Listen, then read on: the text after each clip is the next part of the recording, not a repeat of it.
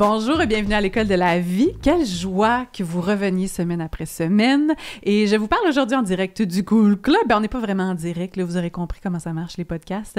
Mais je suis accueillie encore une fois au magnifique studio du Cool Club à Granby. Studio de podcast, endroit pluridimensionnel. Il y a des spectacles, des événements. C'est aussi un café. Bref, il y a une belle programmation en ligne si vous voulez aller voir sur coolclub.ca. Et aujourd'hui, je suis en compagnie de quelqu'un que j'affectionne beaucoup. On dirait que je parle d'un ex. On a un passé ensemble, mais c'est aussi quelqu'un que j'admire aussi beaucoup dans la sphère publique au Québec. Elle est tarologue, astrologue. C'est une des figures, là, je dirais, principale de l'ésotérisme au Québec. Elle le vulgarise vraiment très, très bien, notamment à travers son livre qui est paru en 2022, L'art du tarot. Il y a un sous-titre, là, mais j'oublie tout le temps, c'est trop long. L'art du tarot. Et aussi offre des formations sur le zodiaque, sur l'astrologie en ligne. Très présente sur les médias sociaux. Souvent fait des belles apparitions dans les médias de grand public au Québec. Là, vous devez peut-être commencer à deviner de qui je parle, mais de toute façon, vous avez vu le titre de l'épisode, donc vous savez qui est l'invité. On va arrêter de faire une devinette, là. C'est pas des charades ici. Alors, je suis vraiment heureuse d'accueillir aujourd'hui à l'École de la vie Vanessa DL. Allô, Vanessa. Dion Lirette, si on peut dire Dion aussi. Lirette, oui, c'est ça le vrai nom, là, le nom complet. J'adore ça, Dion Lirette. Ouais, ben écoute, moi je trouve ça long, je t'avoue, c'est super long, puis pour pas rendre papa ou maman triste, j'ai juste décidé de mettre DL à la place. Puis ça rentre mieux dans un handle Instagram aussi. Vraiment, aussi, il y a ça. Mais mes amis, ils rient tout le temps un peu de moi, sont comme « OK, Vanessa, DL », tu sais, je suis comme « ben... » C'est ça qui est ça. Mais moi, j'aime ça. C'est comme sa marque de commerce, là. On s'est quitté. On dirait que ça sépare un peu les trucs aussi, tu sais. Ouais. C'est comme... Dion Lirette, c'est comme exact. la sphère personnelle, intime. Ouais, voilà. Mais on va aller dans l'intime, fait que c'est correct. Ça. Il y a un mix de tout ça aujourd'hui. Ouais, j'aime ça quand tu me présentais comme une ex, quasiment. J'adore ça. Mais c'est que nous, nos chemins se sont croisés il y a autour de 6 ans de ça. Ouais, c'est ça, 7 ans. On a vécu un voyage ensemble. Ouais. On a vécu quelque chose d'assez particulier. On pourra en parler, mais là, c'est... Assez flyé. Est-ce que c'est la première... C'est ça que je me demandais en m'en venant tout à l'heure. Est-ce que c'est la première fois qu'on se revoit depuis ce voyage? Depuis qu'on est parti de l'aéroport. C'est fou quand même. Pierre-Éliott Trudeau, oui.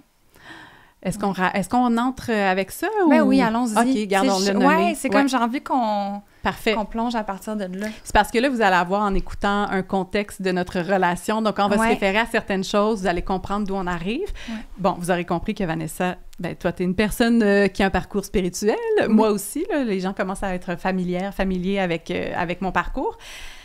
Ensemble, on est partis au Pérou en 2017. Je pense que c'est ça, oui, qu'on a dit tantôt. Oui, en 2017, on a fait un voyage ensemble. Comment tu qualifierais de ce voyage? Un voyage, j'ai envie de dire, un peu chaotique. Je le qualifierais de chaotique, significatif, challengeant, flyé. Ouais, c'est les mots que j'utiliserais. C'est ce nuage de mots. Est-ce que tu en ajouterais? Je pense que ça résume bien la chose. L'objectif, en partant au Pérou, on voulait ensemble... on était très curieuses à propos de l'ayahuasca. Toi, t'en avais déjà fait. Moi, j'étais déjà allée au Pérou au même endroit, pretty much, où est-ce qu'on s'en allait, pour ma formation professorale de yoga. Puis, dans ce contexte-là, j'avais fait de l'ayahuasca. Et là, on avait décidé qu'on y retournait pour revivre cette aventure-là. Tout le monde ensemble. Dans une retraite dédiée à ça. Ouais. C'était le plan de match. Là. C'était juste sur l'itinéraire. Oui, l'itinéraire qui a beaucoup changé en cours de route, en fait. Oui, puis moi, j'ai appris coup de théâtre, genre 2 semaines avant de partir, que finalement, j'étais enceinte de ma fille Claire, là, qui a 6 ans aujourd'hui presque. Et j'ai décidé de venir quand même au Pérou. Je me suis dit, tu sais, tant qu'à avoir tout réservé ça, je vais les accompagner, sachant que j'allais pas participer aux cérémonies d'ayahuasca. Ouais. Et ensemble, on a fait du petit tourisme au Pérou, là, dans la vallée sacrée, puis on s'est rendu dans cette retraite-là d'ayahuasca. Je suis pas capable de pas rire quand on en parle. C'est tellement... C'est beau, en même temps, c'est drôle, parce que on dirait qu'il faudrait avoir un PowerPoint pour vous montrer de quoi ça avait l'air. Parce que, tu sais, mettons qu'on dit, on évoque, là, Pérou, vallée sacrée, ayahuasca, retraite. Ouais. Mettons, moi, les images qui me viennent en tête, OK? C'est comme un endroit paisible. Peut-être une petite rivière, une vue sur les montagnes. Tu sais, un endroit de ressourcement, mettons. Oui, puis moi, ma première expérience, c'était ça. Ouais. Tu sais, fait que c'est pour ça que je suis tellement tombée des nues quand on est arrivé dans notre retraite, qui était dans un endroit qui était pas fini, en fait, là, comme l'infrastructure. Puis c'est ça qu'on a appris aussi, c'est qu'au Pérou, dans le fond, quand tu finis pas le bâtiment, de ce que j'ai compris, c'est que tu payes pas d'impôts. Donc, il y a beaucoup de choses qui sont pas finies. Fait que déjà, ça nous a comme fait un petit peu, je pense... j'allais dire, ça nous a désenchanté légèrement. Tu sais, on avait comme une idée de ce qu'on allait vivre. Il y avait les odeurs qui étaient là, tu sais, comme ça sentait pas les petites fleurs sauvages, ça sentait le chien qui avait fait pipi un petit peu partout. Moi, c'est l'odeur qui me marquait le plus. Quand tu penses au Pérou, tu penses au pipi de chien. À ce voyage-là spécifiquement, comme ça me revient beaucoup. Puis en même temps, il y a quelque chose qui était full correct à ça, de genre débarquer de notre... mentalité de blanche un peu, qui arrive dans un pays que tu connais pas, puis tu t'attends à genre l'expérience un peu californienne, instagrammable. Exactement. Fait que tu sais, moi, je suis arrivée là, j'ai fait comme, OK, ça sera pas qu'est-ce qu'on s'imaginait, mais on va genre plonger dedans pareil. Mm-hmm. Puis là, c'est sûr qu'il y a eu la rencontre des facilitateurs qui géraient la retraite. Qui ça a été une autre paire de manches. Fait que là, tu sais, déjà, imaginez-vous, on arrive quelque part, on s'attend à être un petit peu, juste dans un endroit, moi, paisible, tu sais, mais finalement, on est vraiment au centre d'un village, une petite communauté, mais vraiment comme au centre, là, pas loin urbain, de la... là, c'est ça, pas loin de la place principale là, de la ville. Là. Fait que, tu sais, ça bouge, il y a des gens qui font leur train-train quotidien. On n'est pas vraiment dans un contexte de retraite. On n'est pas en dehors du monde, on est dans une ville avec des gens qui vivent leur vie. Fait que déjà, ça, c'est comme, OK, c'est pas ça à quoi on s'attendait. Mm-hmm. Et là, finalement, on rencontre les gens qui sont les facilitateurs, comme tu dis, de la retraite à laquelle on participe. Ils sont pas deux Péruviens, là, je tiens à dire. Là. Non. C'est comme une fille de Puerto Rico, puis un gars de l'Angleterre, genre, un couple. Que eux, ils trippent sur l'ayahuasca, puis ils ont juste trouvé une façon d'en consommer souvent. Gratuitement. C'est ça. Parce que dans le fond, ils participaient à toutes nos cérémonies sans... Puis tu sais, j'y repensais, j'étais comme... Qu'est-ce que je ferais différemment, tu sais, ou qu'est-ce que je nommerais si aujourd'hui, je me ramassais dans cette retraite-là, qui était problématique à plein de niveaux, au niveau de l'appropriation culturelle, au niveau de comme... Puis tu sais, c'était des mots qu'on connaissait pas dans ce temps-là. Exactement. C'était des concepts qui nous étaient pas familiers. Fait qu'il y a plein de choses qui sont arrivées, tu sais, justement, comme au niveau des cérémonies en tant que telles, puis qu'eux les faisaient avec nous. Puis dans le fond, t'es comme, OK, mais toi... Tu participes-tu à payer la chamane aussi ou t'embarques juste, tu surfes à la vague, toi, avec nous autres? Comme, difficile de comprendre qu'est-ce qu'il y en est ici. Oui, il y avait une posture particulière dans leur façon de tenir l'espace qui était... En fait, c'était plus des participants organisateurs, mais qui voulaient en offrir un petit peu pour justifier le fait qu'on payait une retraite. Donc, nous offraient certaines choses, mais dans un encadrement, je dirais, qui n'était pas professionnel, il y avait pas un encadrement, je dirais, adéquat. Fait qu'il y avait comme beaucoup d'affaires, justement, que je pense qu'on n'arrivait pas à nommer sur le coup, parce qu'on arrivait là avec, pour moi, là, je dois dire, avec une espèce de confiance aveugle dans le monde spirituel, les gens savent plus que moi qu'est-ce que je suis supposée faire. Puis moi, j'arrivais un peu comme ça, puis prenez-moi en charge et aidez-moi, s'il vous plaît. Oui, tu sais, je pense que c'était très artisanal, la manière qu'ils géraient tout ça. Puis je pense qu'en effet, surtout quand ça vient à des cérémonies ou des retraites dans ce genre-là, il y a tellement d'inconnus, il y a tellement de peur. T'es dans une position super vulnérable. T'es dans un pays que tu connais pas, que tu parles pas... pour toi, tu parles super bien l'espagnol, là. J'ai appris ça lors de ce voyage-là, mais pour moi, je parlais pas espagnol. Fait que, tu sais, il y a tellement de facteurs. Moi, j'ai vécu ces cérémonies-là. Puis il y a plein de choses qui se sont éveillées en moi, comme des souvenirs que j'ai eus de mon enfance qui étaient ultra inconfortables. Tu sais, il y avait des dynamiques interpersonnelles qui étaient challengeantes aussi. Fait qu'émotionnellement, c'était tellement chargé que face ou dans un contexte où est-ce que il y a clairement quelque chose qui tourne pas rond. Tu sais, il y a comme il y a un inconfort ou comme il y a une résistance de notre... Comme, on voyait tout qu'il y avait quelque chose qui allait pas dans l'organisation de la retraite, qu'il y avait de quoi de shady. Il y avait anguille sous roche à quelque part, tu sais. Mais on savait pas comment le nommer. Puis, dans cette position vulnérable-là, je pense que quand j'y repense, parce qu'on était 3 dans cette retraite, on a toutes eu une réaction différente face à sentir qu'on était menacé. Tu sais, souvent, on parle du fight or flight. Ouais. Puis maintenant, on sait qu'il y en a 4 réactions, c'est pas plus, là, mais fight, flight, freeze or fawn. Fait que c'est soit de combattre, d'éviter... Se sauver, éviter. De geler, paralyser ou de se faire flatter. Ça serait comme la meilleure traduction. D'être comme cute, de jouer la game. Séduire. Ouais, c'est ça. Exact. Ouais. Puis je pense qu'on a toute une réaction différente, tu sais. Moi, j'avais l'impression que tu étais plus en mode évitement. Je t'ai senti vraiment revenir dans ta petite bulle, dans cette retraite-là, puis comme t'auto-gérer de cette manière-là, puis de te retirer. L'autre personne avec qui on était, j'ai senti qu'elle était plus en mode combat.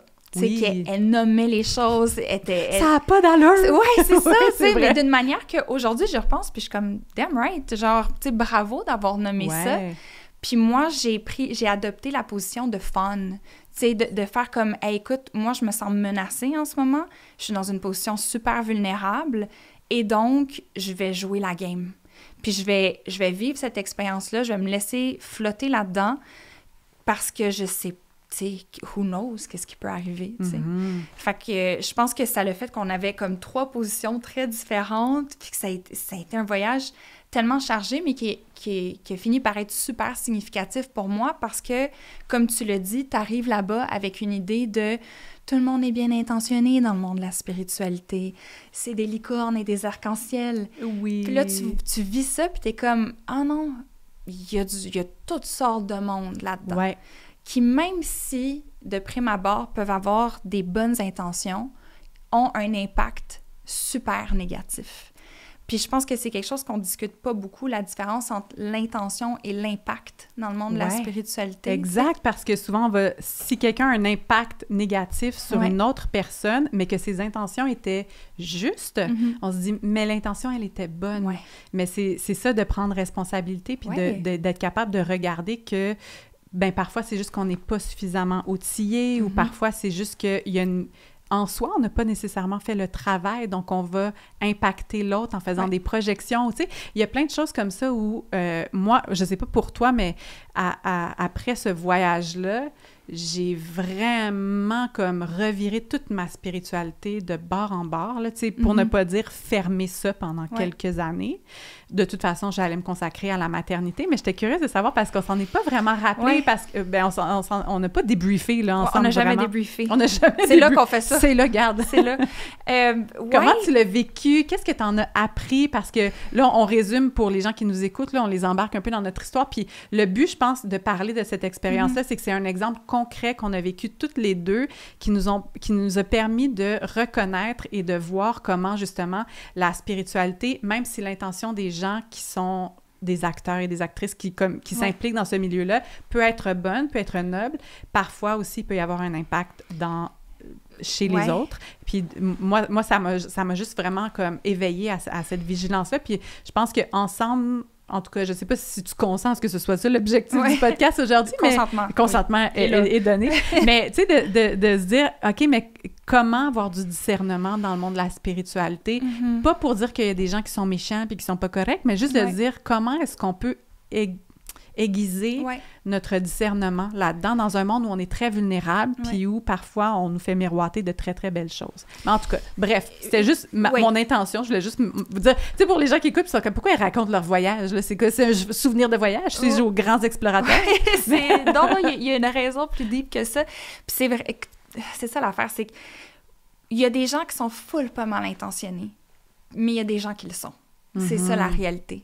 Puis je pense que pour moi, ça a été un événement catalyseur. Puis je trouve ça vraiment intéressant que tu dises en fait que pour toi, après ça, ça a été comme une fermeture momentanée de cet univers-là.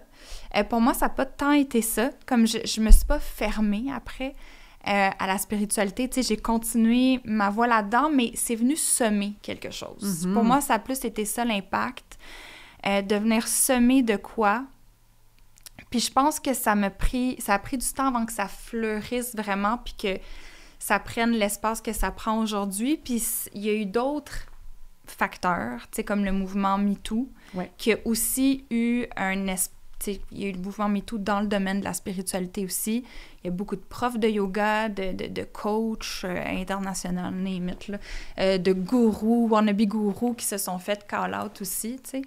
Fait que ça a été comme ça. Tu sais, d'autres expériences aussi que j'ai vécues qui m'ont fait réaliser, en fait, que oh mon Dieu, ça vient avec une grande responsabilité, tu sais. Ouais. Ça vient avec une grande responsabilité, puis c'est pas tout le monde qui est bien intentionné, même si je pense que la majorité des gens le sont, puis que c'est notre devoir aussi, en tant que personne, genre, tu sais, c'est drôle de dire personne spirituelle, tout le monde est spirituel, qu'on s'identifie ainsi ou pas, là. Mais quand on gravite dans cet univers-là, on a comme quand même une responsabilité à prendre conscience de nos intentions, oui, de notre impact, de comment on agit, puis de l'écosystème dans lequel on est aussi, tu sais. Mm-hmm. Je pense que c'est surtout ça, comme on a la spiritualité, aujourd'hui, c'est vu comme quelque chose de très soi envers soi, de très comme individuel, mais à la base, je l'espère, c'est quelque chose qui nous fait nous rencontrer nous, mais pour nous rattacher au collectif un peu mieux, tu sais. Tout à fait. Je pense que c'est une vision qu'on partage toutes les deux, puis que j'ai vu encore plus être nommée clairement chez toi dans les dernières années, là, à travers Instagram, tu sais, de sentir que justement avec les grands mouvements sociaux, puis les grandes transformations, puis des périodes internationales mouvementées, dont la pandémie, là, 2020, pour ne pas la nommer, comment tu as pris un peu plus position de justement la spiritualité pour toi, de ce que je vois, puis pour moi aussi, c'est pas quelque chose pour se regarder le nombril puis comme se complaire dans notre roman puis nos affaires. C'est comme comment est-ce qu'après ça, on peut se rattacher au collectif, voir qu'on est le fruit d'un collectif, puis aussi qu'on y contribue, qu'on le nourrit. Fait que de voir que c'est une relation d'échange puis d'inscrire justement tes pratiques spirituelles dans cet échange-là, dans cette réciprocité. Puis ça vient à dire que la spiritualité, c'est politique. Puis je pense qu'on aime ça, diviser les choses. Ça veut pas dire que politique, ça veut pas dire nécessairement l'action de voter. C'est pas ça. C'est dire que...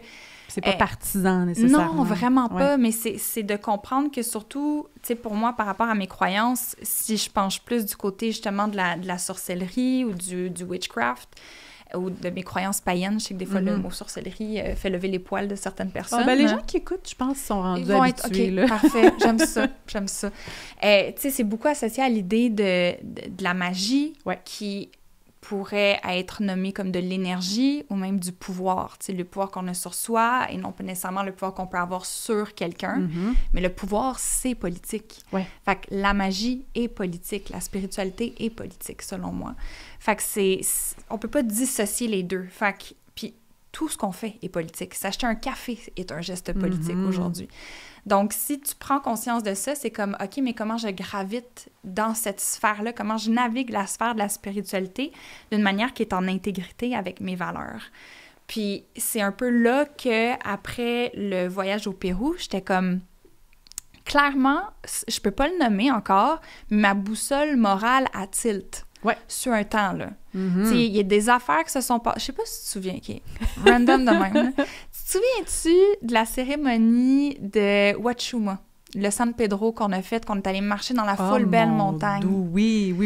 Avec le monsieur qui facilitait cette cérémonie-là, qui battait ses animaux. Tu me ramènes dans des souvenirs. Oui, c'est ça. On est allé faire une cérémonie, comme tu dis, de Huachuma, qui est comme dans la vision des choses comme l'ayahuasca, là-bas, c'est une plante féminine, puis le Huachuma, le San Pedro, c'est l'équivalent un peu masculin que tu fais de jour. Que tu fais de jour pour venir calibrer les deux énergies. Fait que ça faisait partie, effectivement, du curriculum de cette retraite. Effectivement. Fait que là, on se ramasse dans les Andes. Excusez mon langage, fucking loin, genre, de toute vie, là. On était vraiment remote et on se rend là avec un facilitateur, un autre monsieur qui sert la médecine. Qu'on connaît pas, connaît pas, ni d'Ève ni d'Adam. On débarque dans son espace avant de partir en randonnée, puis c'est ça, là, tu dis, il bat ses chiens. Mais c'est ça, on commence genre, on appelle les esprits de l'air. En tout cas, c'est tout ça. Mais là, il y a le chien qui jappe, puis à un moment donné, il donne un de ses coups de pied dans les côtes. Moi aussi, j'ai toujours m'en rappelé. Là, je fais comme, OK, fait que c'est avec ce monsieur-là que je m'en vais passer 6 heures en randonnée. Là. C'est toi l'aide spirituelle qui me guide en ce moment dans ce voyage intérieur en profondeur. Oui, de connexion avec tout le vivant. Avec le divin. Et toi, tu bats les animaux, mettons. Ouais. Toi aussi, on l'a pas nommé, tu sais, je pense qu'on vivait ce malaise-là. Moi, d'autant plus que, vu que j'étais enceinte, comme, j'étais pas dans ces médecines-là, fait que je me disais tout le temps, hey, je veux pas gâcher le voyage de personne, là, mais ça n'a pas de bon sens. C'est pour ça que je me suis retirée un petit peu à un moment donné, mais je regardais ça, puis j'étais comme, il y a une dissonance dans ce qu'on nous vend, puis ce qu'on fait, puis nos actions réelles. Puis je pense que c'est quelque chose, moi, qui m'est vraiment resté, là. Je vois souvent les dissonances. Puis c'est difficile tu sais, je le nomme ça parce que c'est difficile dans le monde spirituel, quand comme tu l'as nommé, tu as l'impression dans ces moments-là que la personne qui te guide, que ça soit une cérémonie de Wachuma au Pérou ou que ça soit comme je sais pas moi, un atelier de tantrisme en ligne là, donné par Manon de Granby, peu importe. Là. C'est difficile de ne pas voir cette personne-là comme ton guide et donc, en quelque sorte, quelqu'un qui t'est supérieur ou quelqu'un qui connaît quelque chose que tu connais pas et t'es guidé, t'es porté par cette personne-là.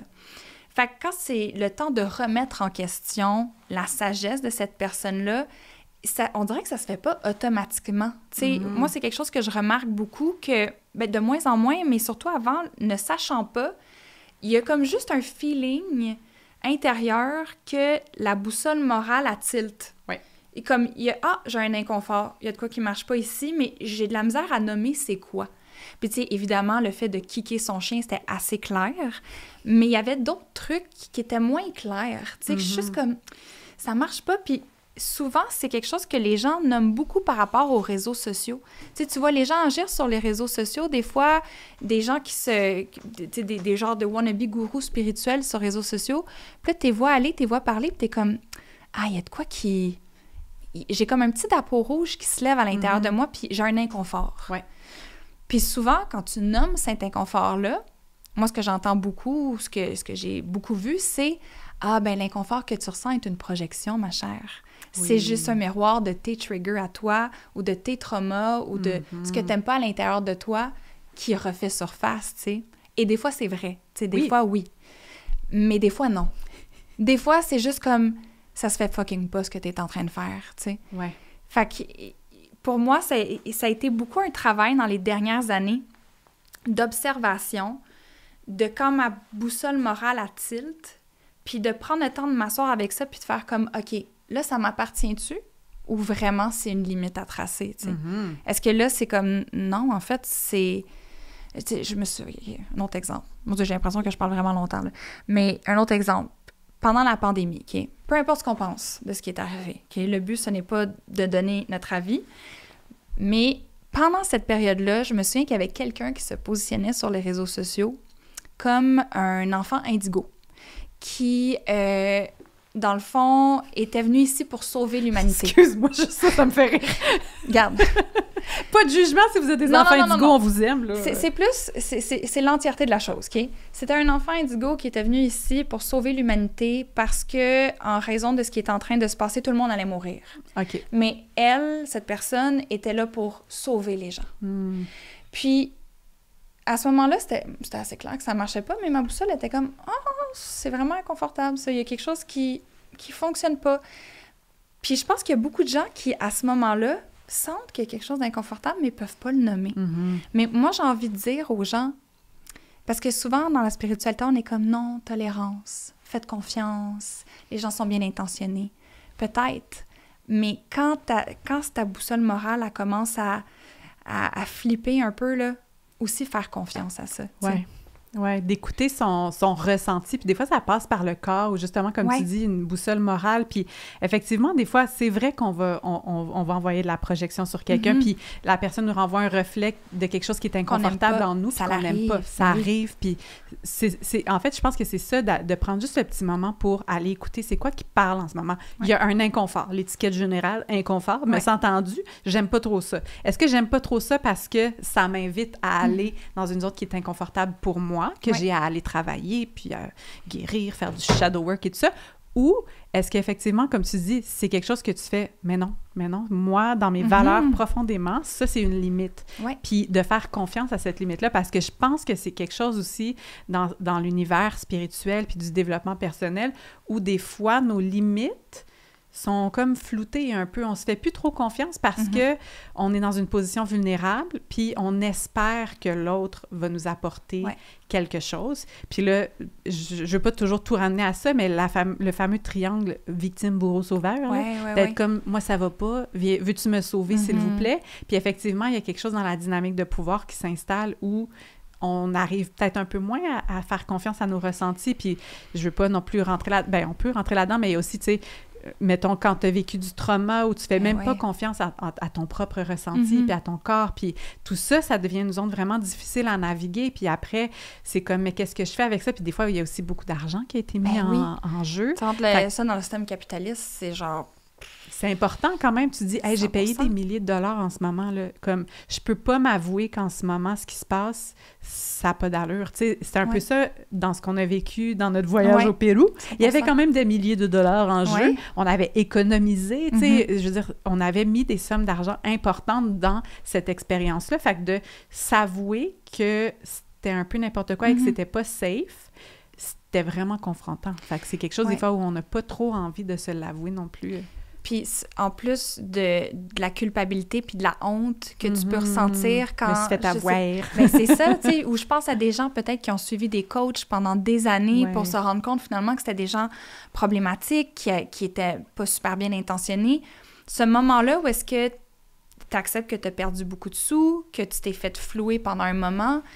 ça vient avec des vagues de honte, puis de culpabilité, puis de se sentir niaiseux d'avoir cru à ça. Puis, fait que c'est pour ça, moi, j'inviterais les gens à aller réécouter ton épisode sur l'autocompassion, peut-être, tu sais, en écoutant cet épisode-là ou dans ces moments-là de comme, ah ouais, tu sais, il faut vraiment que je sois douce envers moi-même parce que souvent, quand on arrive dans la spiritualité, c'est aussi qu'on est parfois dans une position vulnérable, tu sais.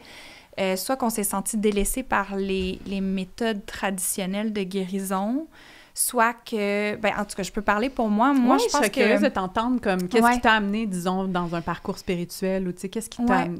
Je pense que ça a toujours été là. Tu sais, ça m'a toujours interpellée. Quand j'étais jeune, je demandais à ma tante ou à ma grand-mère de m'amener à l'église. Tu sais, j'avais comme un appel à ce sentiment-là de transcendance où je trouvais ça beau, la dévotion, le culte et tout ça. Moi aussi, pareil. Ouais, il y avait... Puis, tu sais, pour moi, l'église, c'était genre d'allumer un lampion en pensant à mon arrière-grand-mère. Tu sais, c'était comme... Ces petits gestes-là me parlaient full. Mais, tu sais, je me souviens avoir déjà été amenée enfant dans une église évangéliste. Ben voyons, moi aussi! Coudonc, ah ouais? Tu t'appelles Vanessa, on a le même sac. On est toutes pareilles. Tu es mon reflet. On est un miroir l'une de l'autre, c'est pour ça. Fait qu'ils sont trigger, on sait que c'est pour ça. Mais bref, l'église évangélique, je me souviens avoir été là enfant, puis de voir les petits-enfants de 1 an, là, les bras dans les airs, là, puis de me dire... c'est weird. Genre, d'avoir un inconfort avec ça, sans nommer, genre... C'était quoi, évidemment? J'avais comme 7-8 ans, mais de faire comme « Ah, je suis pas bien là-dedans. » Tu sais? Fait que ça a été comme un long processus après de m'intéresser. Dans ce temps-là, on appelait ça la magie blanche. Puis j'avais plein de petits livres de magie blanche, puis je faisais des rituels. Puis c'était vraiment comme à l'université que ça a pris plus de place pour moi. Dans une période où est-ce que je me cherchais beaucoup. Où est-ce que je savais pas j'étais qui, en fait. Puis, je trouve ça drôle de le nommer comme ça aujourd'hui parce que je pense pas qu'il y a un moment où est-ce que t'es comme « Oui, je sais, je suis qui », tu sais. Mais je pense que j'étais au début d'un processus de création de soi ou d'exploration de qui je suis pour de vrai, tu sais, à l'extérieur de tout ce qui m'est imposé. Puis c'est ça qui est paradoxal, je trouve, dans la spiritualité ou quand on gravite dans cette sphère-là, c'est que c'est un univers qui te promet que tu vas te trouver, mais...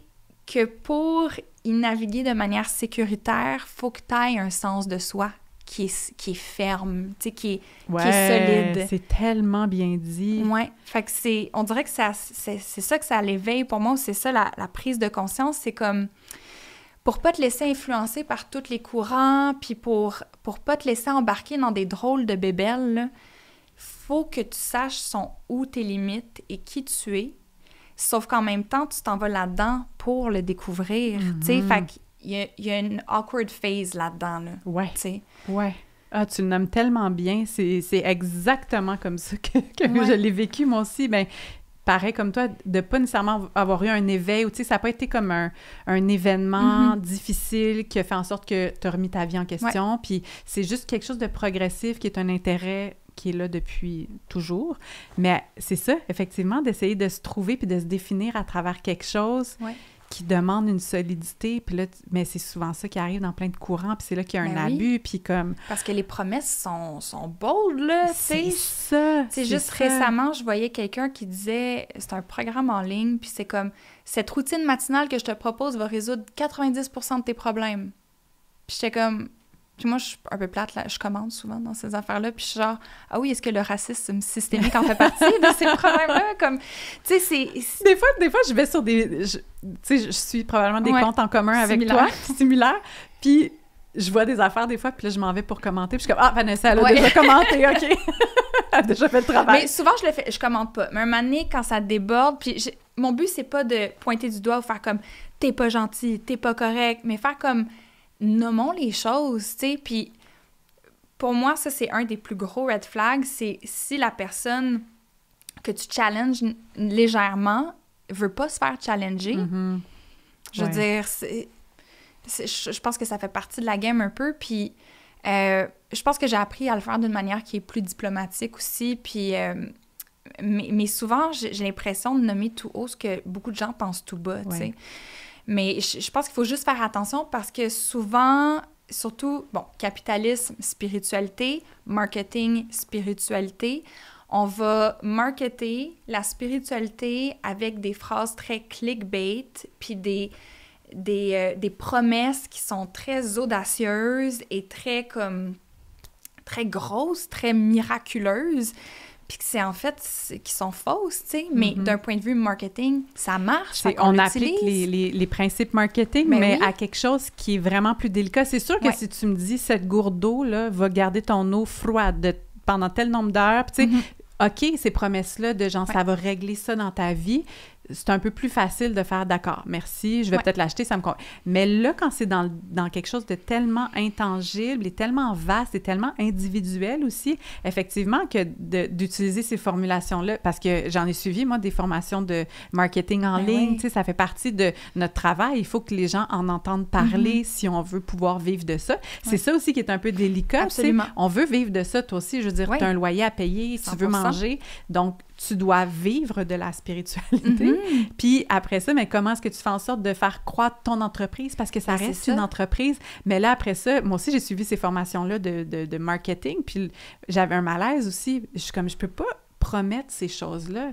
T'écoutes l'école de la vie, puis ça va régler tes affaires. Oui, c'est ça. C'est comme, non, désolé, c'est ton propre chemin. Là. Chacun sa route, chacun son chemin. Fait qu'il y a quelque chose quand même là-dedans où, effectivement, tu merges deux trucs ensemble, puis je comprends pourquoi les gens le font en ligne, mais... Puis j'ai cette sensibilité-là aussi de comprendre qu'on vit dans un moment qui est peut-être très précaire pour certaines personnes financièrement, puis je comprends la nécessité de devoir...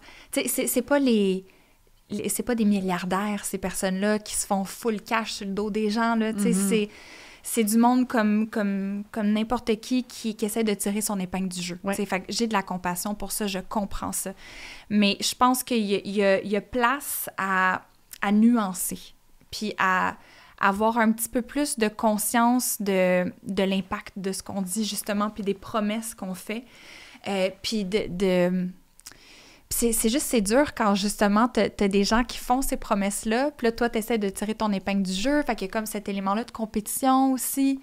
Puis je sais que je dis tout ça en passant, là, petite parenthèse, comme en étant une personne qui participe au capitalisme, en étant dans le milieu de la spiritualité, je fais partie de ça, là, comme je me mets pas à l'extérieur de ça du tout. Puis je peux voir les manières que j'ai fait partie du problème dans le passé, à 100%,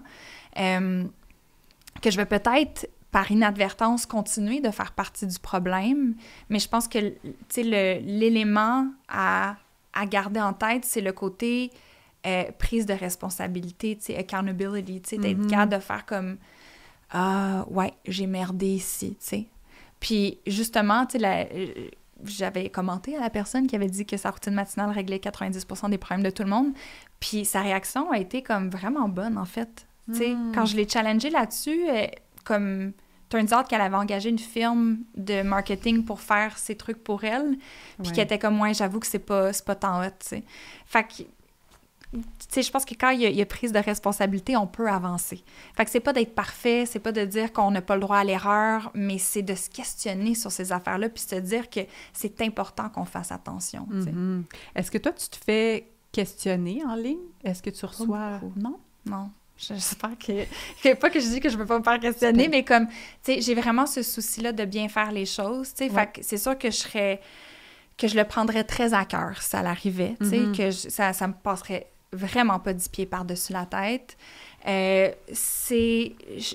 pense que je me tiens quand même au courant de certains trucs, tu sais, comme l'appropriation culturelle, de ces choses-là, fait que... dans les fois dans ma vie où est-ce que j'ai approprié des cultures qui n'étaient pas la mienne, je me suis pas fait challenger parce que c'était pas encore connu. Puis je me suis auto-pointée du doigt dès que j'ai compris ce que j'avais fait, tu sais. Je sens de ta part une grande sensibilité à toutes ces questions-là, justement d'appropriation culturelle, de responsabilité sociale, de sensibilité aussi aux courants sociaux, puis de te positionner tout en prenant un petit step back quand c'est pas ta place. Mais ça devient d'où, ça? Parce que c'est quand même, je vais pas dire que c'est rare, mais... Tu sais, j'essayais... Justement, c'est un sujet dont j'avais envie de parler, puis je pensais aux gens avec qui je pourrais parler de ça, de justement la spiritualité, la responsabilité quand on est dans le monde spirituel, comment, tu sais, parler du discernement, puis tout ça. Puis t'étais la seule personne qui venait en tête, puis je suis comme, mais d'où ça devient, cette sensibilité-là? Est-ce que... Tu sais, je sais que tu as étudié à l'université en conflit... En études de conflit, droits humains. C'est ça. Ouais, est-ce que ça vient de là, tu sais, comme, qu'est-ce qui fait que... Parce que tu aurais pu plonger à 100% dans, genre, ton rôle d'astrologue. Puis j'imagine que les gens, ils te donnent un certain pouvoir aussi, parfois, puis j'aimerais ça qu'on en parle, comme, comment tu navigues ça, des gens qui sont genre, dis-moi tout, Vanessa DL, s'il vous plaît. Ben, c'est drôle, parce que j'ai beaucoup suivi à l'époque ce que Matthew Remski faisait. Il y avait un podcast qui s'appelait Conspirituality, puis il a écrit un livre aussi sur le monde du Ashtanga Yoga. Fait que pour moi, ça a vraiment commencé avec une remise en question de l'univers du yoga, parce que j'enseignais le yoga à temps plein. Puis quand... je sais pas si tu as su ça ou si tu as suivi cette saga-là de ostéo-yoga dans le temps. Non. Oh mon Dieu, OK. Donc, il y a un article de la presse qui a été écrit par 2 journalistes bien professionnels sur une école de yoga qui s'appelait Ostéo Yoga, qui était super connue à l'époque dans l'industrie du yoga québécois. Puis, bref, celui qui était à la tête de ça était une figure très charismatique qui avait beaucoup de comportements extrêmement problématiques. Et là, je parle pas genre qu'il y avait juste un gros ego, là. Il y a des histoires d'abus physiques, abus sexuels, de wannabe thérapie de conversion de personnes queer, tu sais, plein de choses vraiment graves, là. Donc, si les gens veulent aller lire sur Google, vous pouvez taper le champion de l'utérus, comme il se nommait, il s'autoproclamait. Donc, bref, pour moi, j'ai fait partie... C'était un monsieur, là, qui se proclamait... Oui, un entre guillemets, ostéopathe, qui se disait le champion de l'utérus. Donc, bref, tout ça pour dire que pour moi, cet événement-là, où est-ce que ça a fait effet boule de neige, j'ai une personne qui est venue me dire comme, moi, j'ai vécu telle chose avec cette personne-là. J'ai mis sur mon Instagram des articles qu'il avait écrits qui étaient ultra misogynes, ultra, tu sais, dans l'essentialisme de genre super problématique. Ça a fait effet boule de neige. Next thing you know, je reçois plein de témoignages. On récolte, moi et 3 autres filles, tous ces témoignages-là, on envoie ça aux journalistes, à la presse, puis un gros dossier qui est écrit là-dessus. Mais pour moi, ça a été un énorme catalyseur de... Il y a des gens à protéger. Genre... Puis ça, c'est un feeling que j'ai depuis toujours, depuis que je suis toute petite, là. Si c'est pas moi qui le fais, qui va le faire? Tu sais, il y a ça, puis aussi que je suis une personne super privilégiée de plein de manières, du fait que... d'où je viens, du fait que je suis une femme blanche, name it, tu sais, toutes les layers de privilèges que j'ai. Puis je peux le faire. Tu sais, je peux le faire, puis les gens m'écoutent quand je le fais. Fait que pourquoi je le prendrais pas? Pour moi, c'est comme... C'est même pas une question de si tu le prends ou pas. Genre, c'est... Tu sais, c'est peut-être parce que je t'ascends en balance aussi. Peut-être parce que j'ai mon Mars en Gémeaux en Maisonneuve. Je ne sais pas, tu sais. Je peux trouver plein de raisons, mais je me vois pas dire ça. Je suis pas capable. C'est plus fort que moi. Puis je pense qu'il y a une période, surtout quand j'ai été comme plus en thérapie conventionnelle, là, où est-ce que j'ai comme pris un peu de recul pour faire comme, OK, j'ai pas apporté tous les combats non plus. Tu sais, il faut que je prenne soin de moi aussi là-dedans. Ouais. Si je veux pouvoir être là-dedans longtemps, ou si je veux combattre longtemps ces inégalités-là, parce que c'est pas gagné d'avance, il faut que je me gère. Tu sais, que je gère la quantité d'énergie que je mets là-dedans.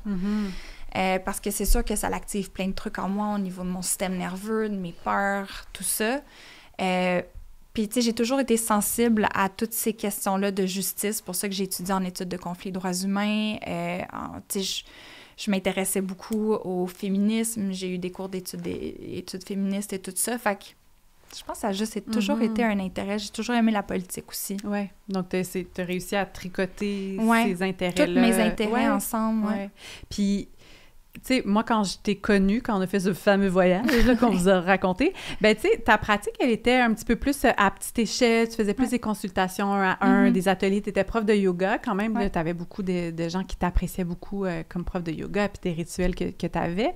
Mais depuis ces années-là, tu sais, ça fait comme 6 ans, ta visibilité a augmenté, la place que tu prends dans l'espace public, tu sais, tu as écrit un livre, podcast, tu es présente, tu sais, je t'ai vu dans des télés, le conventionnel, là, tu sais, Véro, là, tu fais... Non, mais c'est ça, tu sais, tu as pris plus de place, puis j'étais curieuse de t'entendre sur comment tu as géré ça, justement, cette lumière-là, puis cette admiration-là, parce qu'il y a quand même quelque chose aussi dans le domaine de l'ésotérisme, la spiritualité, tu détiens un petit secret, quelque chose qu'on ne sait pas. Est-ce que tu peux nous le dire, s'il vous plaît? Fait qu'il y a comme une relation de pouvoir quand même, juxtaposée à de la visibilité, de la notoriété, avoir une voix, justement. Tu sais, je vois comme, tu sais, d'où tu arrives, puis pourquoi ça te tient à cœur. Puis après ça, je suis comme curieuse de comment tu as navigué cette évolution-là dans l'espace public. Puis est-ce qu'il y a eu des moments où, comme...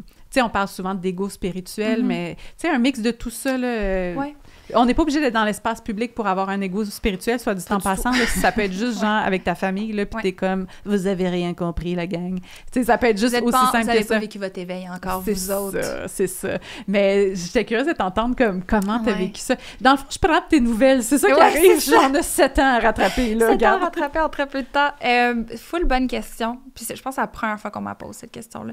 Puis, tu sais, je pense que surtout avec ce que Matthew Remski faisait, puis je pense qu'à la base, c'était pour ça que je faisais le lien avec ostéo-yoga, c'est qu'il y a beaucoup de discussions autour des dangers d'être une figure charismatique dans le monde de la spiritualité. Puis là, moi, j'entends ça, je suis comme cool, puis humblement, je peux percevoir que je peux être perçue comme une figure charismatique dans le monde de la spiritualité. Fait que je suis comme, am I the problem? Genre, est-ce que je suis problématique, moi aussi, tu sais? Fait que ça a été comme un moment de réaliser que de la manière que je communique ou que je me présente, les gens s'identifient rapidement à moi. Les réseaux sociaux font que les gens se sentent proches de toi rapidement. Je sens que les gens me font vraiment confiance. Puis pour moi, ça, c'est un privilège immense. Je vais dire ça comme ça. Pour moi, ma réputation, elle est tellement importante. Et la crédibilité que j'ai, c'est la chose que je valorise. Je veux pas dire la chose que je valorise le plus, mais pour moi, ça n'a pas de prix, ça. Puis il y a rien qui... Je voudrais perdre ça pour rien au monde, tu sais. Puis juste pour moi, envers moi, puis mon intégrité aussi. Mais il y a eu un moment où est-ce que je me suis questionnée par rapport à comment je me représentais sur les réseaux. Puis pour moi, c'est surtout au niveau de la mise en scène, OK? Puis... j'aime pas ça parler. Ben, pas que j'aime pas ça, je suis contente d'en parler, mais je repense puis je suis genre... Mais ouais, on dirait que c'est comme... Il y a un moment où est-ce que je me suis mis à être fucking inconfortable avec l'idée de faire des photoshoots. Genre, moi, ça c'était jadis, là, pré-appropriation culturelle, là. Un de mes premiers photoshoots, je me souviens, là, c'est moi avec un bâton de sauge sur dans une sablière à Mascouche, on s'entend, là, mais comme ça avait l'air d'être dans le désert. Oui, je me rappelle. Des affaires de même, ou tu sais, comme... Ouais, pour moi, c'est l'aspect mise en scène que je suis comme, mais pour qui je fais ça? Ouais. Tu sais, pourquoi je fais ça? Ou, puis comment on représente la spiritualité, une femme spirituelle dans son plein pouvoir. Exactement. Ou juste comme, qui j'essaie d'impressionner, tu sais, ou genre, je sais pas c'est quoi, tu sais, ou à quel point, c'est-tu vraiment ça, moi? C'est-tu moi, ça? Ou j'essaie de performer ce que je pense que la spiritualité devrait être, puis il y a un aspect de ça qui peut être super créatif, puis d'avoir, tu sais, ces photoshoots-là que j'ai fait, qui étaient souvent avec, c'est pas mal toujours avec la même personne, on s'entend, avec mon ami Val, qui fait encore mes photos, on avait du fun à créer, tu sais, c'était comme des enfants. Moi, quand j'avais 13 ans, souvent, avec une amie de fille, on était comme, on se fait un photoshoot, tu sais, fait que on se fait du fun avec ça, mais il y a quand même une responsabilité du fait d'être une figure plus vue dans ce milieu-là, que moi, je prends responsabilité maintenant, puis j'ai pas envie de sentir que les gens ils se disent « Ah, c'est ça, être spirituel », puis moi, je suis pas spirituelle parce que ma maison est un bordel, parce que j'ai 3 enfants, puis on vit 3 générations dans mon appartement, puis je pourrais jamais avoir l'air de ça. Puis, en fait, c'est de réaliser qu'en fait, selon moi, c'est même pas ça, la spiritualité. Tu sais, on a cette vision-là de la spiritualité que c'est comme, je fais un sound bath healing entouré de cristaux améthystes, quand pourtant, pour moi, la spiritualité de participer au nettoyage de ta ruelle un samedi matin avec tes voisins, là, vraiment, c'est crissement plus spirituel. Ouais. Fait que c'est de voir comment je participais à ça. Puis honnêtement, je me suis pas assise un moment donné, faire comme, bon, je me pose les questions. Je me suis mis à juste être dégoûtée de ça, à faire comme « Hey, je peux plus ». Genre, ça vibre plus pantoute. Puis je pense que aussi, ça s'est manifesté pour ma part en décidant d'être...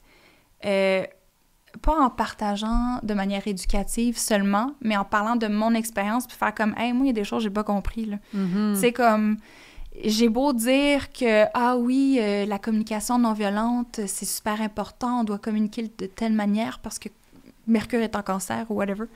Je le travaille encore, là. Genre, quand je suis activée, là, je communique pas toujours de manière non violente, là. I wish, mais je suis pas rendue là, tu sais. Fait que juste de se ramener à terre puis faire comme, t'as pas besoin de te placer là pour que les gens t'écoutent. Je pense qu'il y a beaucoup de ça dans les gens qui veulent être un petit peu plus dans la relation d'aide ou un petit peu plus partager du contenu spirituel ou de développement personnel, c'est de devoir un peu entretenir cette façade-là que tout est sous contrôle et t'as tout figuré et qu'à chaque instant de ta vie, tu es dans la plénitude. C'est comme, c'est impossible.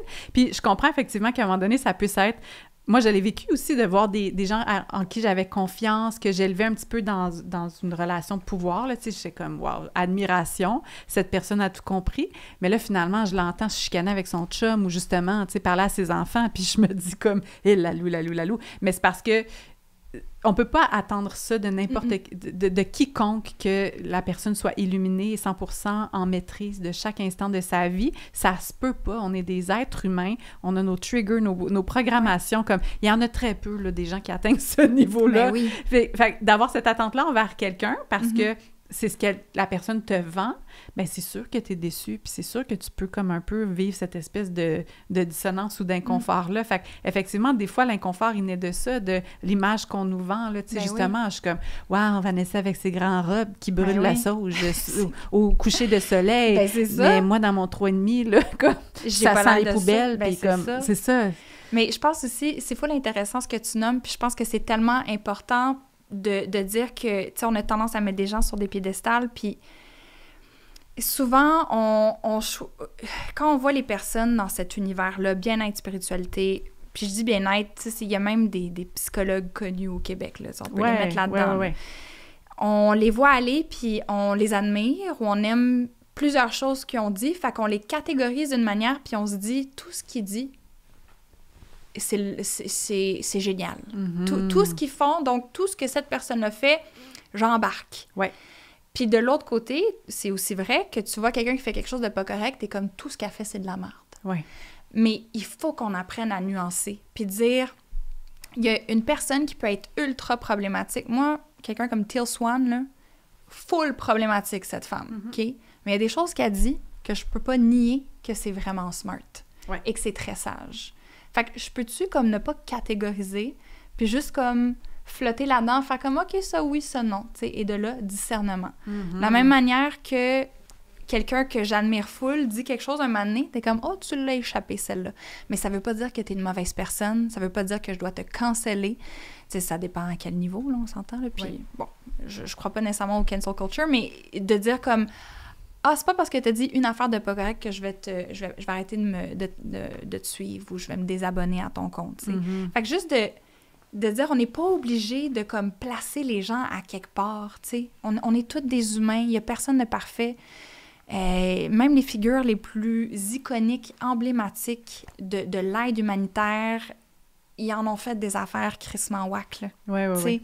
C'est comme John Lennon a été fucking problématique, Gandhi aussi, tu sais, c'est comme... Mère Teresa, name it, là, tu sais. Puis c'est important de le nommer. Mais voyons que chaque humain a plein de parties à l'intérieur d'elle, tu sais. On n'est pas comme un truc, on est plein de petites parties à l'intérieur de nous, tu sais. Puis, tu sais, ça m'amène à parler, tu sais, justement, de regarder toutes nos parties, puis tout ça. Ça m'amène à l'astrologie parce que... pour moi, c'est un travail des parties, là, l'astrologie. Mais j'étais curieuse de t'entendre parce que, tu sais, pendant notre voyage au Pérou, il y a quelques années, t'en parlais, puis moi, je réalise une fermeture par rapport à l'astrologie. Je t'écoutais, là, puis j'étais comme... Et je l'avais pas senti pas en tout. Non, pas j'étais curieuse, ça, même. C'est tout le temps de la curiosité, mais un peu une espèce de fermeture de comme...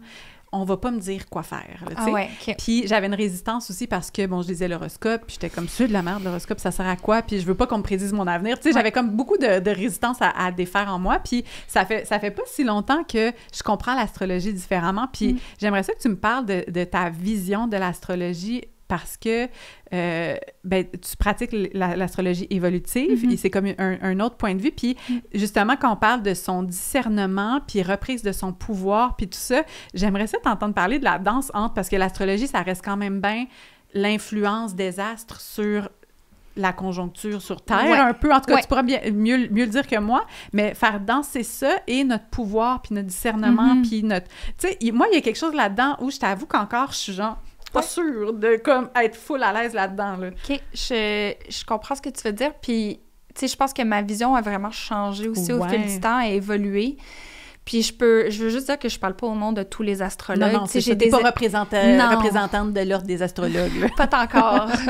Ça existe-tu? Y a-tu un ordre d'astrologue? OK, parfait. Mais, tu sais, je sais qu'il y a des regroupements, mettons, mais au Québec, on est un petit peu en retard sur ces affaires-là. Là. Puis je vois pas nécessairement la nécessité non plus de ça, mais tu sais, moi, j'ai des amis astrologues qui sont ouverts à l'idée, mettons, que ça soit vraiment une question énergétique. Tu sais, que, mettons, Mars, on va dire, de par ce qu'elle dégage comme planète, peut affecter nous sur la Terre. Tu sais. Moi, je le vois différemment. Pour moi, c'est plus l'idée du fameux miroir, si on veut, tu sais, de dire, OK, même d'un point de vue mythologique, c'est comme depuis la nuit des temps, on va dire ça. L'humain se conte des histoires auxquelles s'identifier, puis essayer de mieux se comprendre et se développer, right? Pour moi, l'astrologie, c'est similaire. C'est dire, il y a une histoire qui est contée dans les astres, dans les cieux, si on veut. Puis quand tu t'intéresses à cette histoire-là de par les cycles, les mouvements des planètes, tu réussis à mieux comprendre ta propre histoire à toi, le sens de ta vie, ce que tu es venu ici pour faire, etc. Fait qu'il y a plus un élément de miroir, un peu basé sur la doctrine de « as above, so below », tu sais. Moins sur comme une causalité. C'est plus une corrélation qu'une causalité. Ouais. C'est tellement une nuance importante là. Ouais. Puis je respecte mes amis qui pensent différent. Tu sais, je suis ouverte peut-être à l'idée que ça soit vrai, mais on dirait que dans ma posture en ce moment, c'est plus ça qui résonne pour moi. Donc, juste pour vraiment clarifier, la causalité, ce serait que, justement, mettons le fameux Mercure rétrograde. Mercure, quand il tourne de l'autre bord, en tout cas, quand il rétrograde, là, ce mouvement-là aurait une influence énergétique sur nous. C'est comme, on serait genre, j'aime ça, puis genre, ça me fait agir différemment. Tandis que la corrélation, c'est de voir que ces cycles-là qui reviennent. Oui, qu'il y a comme deux choses qui sont à part, qui se produisent en même temps, et il y a comme un lien qui les rejoint, comme un effet miroir, un peu de tous ces mouvements-là, parce que moi, dans ma croyance, Je pense que... Puis là, on va vraiment genre... Ça, c'est wouhou, qui en va dans le wouhou en ce moment. Pas tant que ça, j'ai l'impression, mais... Bref. Je crois que, tu sais, si en tant qu'humain, on a une conscience, si chaque chose qui vit est conscient, je pense que l'univers est un être conscient doté d'une grande intelligence aussi. Juste un type d'intelligence que nous, on capte pas en tant qu'humain. Fait que pour moi, c'est comme l'intelligence cosmique versus notre conscience humaine, same. Tu sais, de ce qui se passe dans notre conscience humaine versus l'intelligence cosmique, c'est là que je vois le lien. Ouais. Un peu, est-ce que toi, tu inclurais comme la nature là-dedans aussi? Absolument. Ouais, c'est ça. Oui, c'est tout relié. C'est comme tout. Tout est dans tout, qu'on dit. Ouais. Fait que c'est plus comme ça que je me place ça dans ma tête. Puis, encore là, je pense que c'est full important. Puis ça, c'est quelque chose qu'on nomme peut-être moins, autant spiritualité qu'astrologie, mais de nommer qu'il y a des limites à ça. Tu sais, c'est comme, on n'est pas que astrologie, où la spiritualité peut nous aider, mais pas dans tout. Tu sais, c'est comme, c'est une partie de plein de choses qu'il faut que tu inclues dans ta vie. Fait que l'astrologie, c'est une des manières de t'explorer, d'apprendre à définir peut-être qu'est-ce qui t'habite ou les dynamiques qui sont présentes à l'intérieur de toi, mais c'est pas le seul outil et c'est pas tout. Tu sais, c'est comme, OK, oui, j'ai tel placement astrologique, mais j'ai aussi vécu ça dans mon enfance, ce qui fait que, tu sais... Puis des fois, il peut y avoir des liens, mais des fois pas. Mais bref, c'est de délimiter un peu les choses que je trouve qui est important. Mais ça répond-tu à ta question? Oui. Okay. Ben moi, c'était comme, il y a une affaire de résistance au déterminisme de voici ma carte du ciel ou voici ce qui se passe en ce moment dans le ciel, donc c'est ça qui va se passer dans la vie. Puis tu sais, évidemment, étant comme un peu au fait des biais de confirmation. Tu sais, je me regarde des fois, je fais ça se passe, mais là, Mercure ne rétrograde pas, fait que je le remarque pas tant que ça. Mais si ça se passait pendant, tu sais, je mettrais la faute sur, ou tu sais, est-ce que je suis en train de modeler ma personnalité de par ma conscience de ma carte du ciel? Tu sais, des fois, moi, il y a ça aussi où je t'avoue que je suis un petit peu comme, ça m'intéresse, mais il y a une partie de moi comme que, genre, peut-être la méfiance post-Pérou, là, que encore, je sais pas. Ben, je pense que, tu sais, tu peux devenir une personne full consciente de soi, full spirituellement éveillée, puis jamais toucher à l'astrologie, là. C'est vraiment pas obligatoire. C'est une modalité. C'est une modalité, puis, tu sais, encore là, c'est pas de dire « j'ai ma carte du ciel, donc je suis comme ça ». Pour moi, c'est de dire « parce que je suis née avec cette carte du ciel-là, ça serait donc bien une bonne idée de m'intéresser à ces thèmes-là. » Tu sais, c'est comme, c'est pas dire « ah, t'es bélier, t'es tête dure ». C'est de dire « t'es bélier, la notion de courage, très intéressant pour toi. Tu sais, penche-toi là-dessus.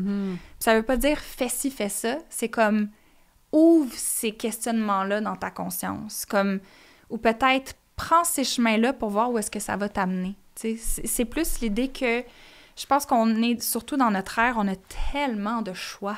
Il y a tellement d'options devant nous. Fait que l'astrologie peut peut-être des fois nous aider à dire comme, ben tu sais quoi, moi je suis Sagittaire dans la vie, fait que je suis pas Sagittaire, mais comme j'imagine que je le suis. Peut-être que pour moi, en fait, ce qui est vraiment important, c'est de m'intéresser à la notion de liberté. Puis genre, ça veut dire quoi pour moi être libre? Puis au quotidien, si je mets ma priorité d'abord, comment je la vis, cette liberté-là, puis comment j'ai besoin de la ressentir puis de l'incarner, tu sais, sans que je m'impose quoi que ce soit, parce que peut-être que pour certaines personnes sagittaires, la liberté, c'est pas de voyager tout le temps ou d'être un digital nomade comme on essaie de faire croire à tous les sagittaires qui devraient être, tu sais. Peut-être que pour eux, voyager, c'est dire, ben je décide que je me perds dans une série de livres qui se passent dans la Deuxième Guerre mondiale, puis je vis à travers ou que j'écris cette série-là. Tu sais, il y a plein de manières de voyager. Fait que, tu sais, je pense que c'est important de ne pas le voir de manière déterministe, surtout quand c'est dans une optique de création de soi, d'exploration de soi. C'est vraiment bien dit. Puis, dans tu sais, le fait de... Je ne veux pas dire que tu représentes l'astrologie au Québec, mais t'es quand même une des figures, là, tu sais, comme pour une... Tu sais, vraiment, qui est mise de l'avant. Les gens t'écoutent, te posent des questions à propos de ça. Est-ce que tu as senti un peu la responsabilité de venir recadrer la façon dont on a longtemps perçu l'astrologie, qui était par un peu la divination, ou comme te disent, tu vas passer une belle journée, tu sais, l'horoscope dans le journal, là, cette affaire-là que je nommais. Est-ce que tu as senti que tu as eu beaucoup à faire ça ou pas vraiment, puis on t'est déjà passé à autre chose, comme, est-ce que tu as à mettre au clair souvent? Ah oui, encore. Tu sais, ma question, en fait, je voulais juste valider, est-ce que ma question était correcte ou c'était une question niaiseuse? Non, pas une question niaiseuse, puis je sens, en fait, qu'il faut encore que je le précise, tu sais, que c'est encore, les gens sont encore vraiment attachés à ça, puis même quand j'enseignais le tarot, c'était la chose la plus difficile à déconstruire, de comme, les cartes vont pas te prédire ton avenir, c'est pas parce que tu as pigé cette carte-là que c'est ça qui va t'arriver. Il y a beaucoup, on les voit intrinsèquement comme des arts divinatoires, tu sais. Puis oui, je me suis un peu comme mis une responsabilité sur les épaules, peut-être simplement égoïste, tu sais, de pas vouloir être vue comme quelqu'un comme ça, tu sais, parce que on dirait que parce que je porte le chapeau d'astrologue, tarologue, sorcière, name it, automatiquement, on me perçoit d'une certaine manière comme une personne qui a certaines croyances ou qui pense d'une certaine manière, puis pourtant, non. Fait qu'on dirait que c'était peut-être plus pour bien expliquer ma position, puis que beaucoup d'astrologues qui étaient dans la même veine que moi, qui sont contents que j'ai pu comme déstigmatiser un peu la chose. Mais je sens aussi qu'il y a d'autres personnes qui sont pas d'accord avec moi aussi, tu sais. Il y en a des personnes, puis que je respecte beaucoup, tu sais, qui veulent un peu préserver le caractère sacré des arts divinatoires. OK. Chose que je me suis questionnée un peu parce que j'ai eu l'impression avec mon livre puis avec beaucoup de mes prises de parole d'avoir comme un peu comme rabaissé ça. Puis c'est juste que je pense que ça peut tellement être mal fait. Il y a des gens qui le font très bien, mais ça peut vraiment être mal fait. Puis j'ai entendu des histoires d'horreur, mais j'ai entendu des très belles histoires aussi, tu sais. Fait que c'est sûr que quand tu tombes dans la divination, là, c'est comme un terrain glissant, là, de dire à quelqu'un qu'est-ce qui va se passer dans sa vie, puis... Ton père va mourir, il te reste un an à vivre, tu seras jamais heureuse en amour, et c'est toutes des affaires que des gens m'ont dit qui s'étaient fait dire, là. Puis les prophéties qui s'auto-réalisent, it's a thing, là. C'est comme... Puis moi, c'est un peu ce que je veux pas dire que c'est mon cheval de bataille, mais comme... Je crois profondément que on a un pouvoir d'influencer notre vie avec notre conscience. Fait qu'il faut tellement faire attention aux choses qu'on sème là-dedans, tu sais. C'est qui les intrants là, qui viennent te dire qu'est-ce qui va se passer dans ta vie. Juste vraiment anecdotique, là, mais quand je tournais à Lombois-Raillard, faut pas que je me trompe de titre d'émission, mais j'étais au Cambodge, tu sais, puis j'avais une petite journée de libre parce qu'ils nous laissaient un buffer, mettons qu'un des vols serait retardé, avant de commencer à tourner, puis moi, j'avais comme rien à faire à part préparer mes entrevues, mais comme je suis une excellente élève, j'avais tout préparé. Puis je suis au Cambodge, j'ai une journée, là, je suis comme, je me rappelle plus dans quelle ville, puis je croise une genre de petite affiche, puis c'est comme, en tout cas, une affaire spirituelle, puis je me dis, pourquoi pas, je vais aller faire une petite consultation énergétique, je suis fatiguée de mon long vol, tu sais. Puis là, en tout cas, je vais voir la dame, tu sais, puis elle me parle d'affaires, puis en tout cas, un peu n'importe quoi, là, je te dirais, là. Puis là, elle me dit, mais je connais une très, très bonne voyante cambodgienne, c'est la réincarnation de je sais pas quoi, elle habite très, très loin, en tout cas, il faut y aller en tuk-tuk, puis ça prend 2 heures, veux-tu y aller? Puis moi, je suis comme... Bon, regarde, j'ai une journée... YOLO! J'étais au Cambodge toute seule, tu sais, puis... Fait que là, j'arrive chez cette fameuse voyante-là, puis tu sais, tout le monde, il va un peu... Il n'y a pas de rendez-vous, tu sais, comme t'attends ton tour, puis tu lui fais une offrande, puis là, à part, puis elle te donne des prédictions, tu sais. Déjà, j'arrive là, puis je suis comme... Oh, j'aurais pu aussi juste aller à la piscine de l'hôtel, mettons, comme ça aurait pu être ça ma journée de congé. Je suis comme, ben oui, Vanessa qui s'en va à 2 heures de tuk-tuk voir une voyante. Surtout 2 heures de tuk-tuk, c'est long, là. C'est long, c'est longtemps. Pas stable comme non, c'est pas sur de se transporter. C'est pas du béton, là. Fait que là, je suis comme, j'ai mal aux fesses. En plus, je viens de prendre comme 19 heures d'avion, là, pour arriver là. Je suis comme, j'aurais pu me sauver cette heure-là. En tout cas, bref. Mais ma curiosité m'avait poussée jusque-là, tu sais. Puis je suis comme, on n'a qu'une vie à vivre, let's go. Oui. Et là, elle commence à me parler, puis elle me dit « Es-tu en couple? » Puis là, je fais « Oui. » Puis là, elle fait...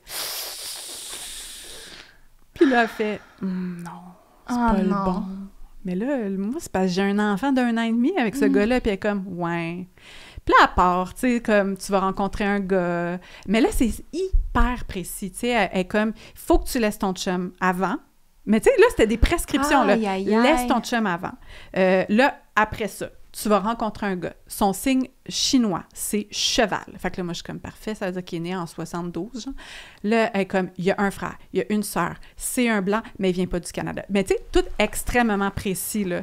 Et moi, je repars avec, mais tu sais, puis là, elle me dit d'autres affaires aussi, là, que j'ai avoir une business dans le monde de la couture. Puis tu sais, mais là, la madame qui m'avait accompagnée jusqu'à cette voyante-là, elle me dit, mais c'est sûr qu'elle voit dans un contexte culturel cambodgien, elle n'est jamais sortie de son village, là, fait que, tu sais, couture, ça peut vouloir dire d'autres choses. Puis là, tu sais, elle me nuance un peu, mais je t'avoue que même si j'avais du discernement, ça m'a joué dans la tête.